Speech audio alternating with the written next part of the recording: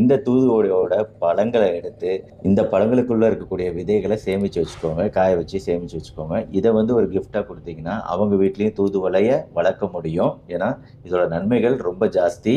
எல்லார் வீட்லயும் இருக்க வேண்டிய ஒரு மூலிகை செடினா தூதுவளை தான். தூதுவளையில இருக்கக்கூடிய கெமிக்கல்ஸ் வந்து இந்த மாஸ்ட் செல்ஸ் அப்படின்னு சொல்லக்கூடிய செல்கள் இருக்கு. இதுதான் வந்து ஹிஸ்டமின் அப்படிங்கிற ஒரு விஷயத்தை ரிலீஸ் பண்ணும். இதெல்லாம் சொன்னா உங்களுக்கு புரியாது. ஆனா காலையில தும்மல், அலர்ஜி, அச்சுன்னு வருது இல்லை, அதுக்கு காரணம் இந்த ஹிஸ்டமின்ஸ் அப்படின்னு சொன்னா அப்போ உங்களுக்கு புரிஞ்சிருக்கும்.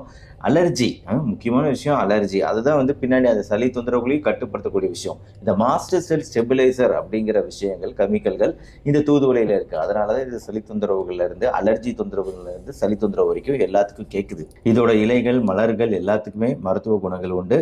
நீரிழிவு செரிமானம் நல்லா இருக்கும். அதனால தூதுவளை சட்னி, தூதுவளை துவையல், தூதுவளை குடிநீர், ஏதாவது ஒரு வகையில தூதுவளையை ரெகுலரா உங்க உணவுல சேர்த்துக்கங்க. ரொம்ப முக்கியமான ஒரு உணவு.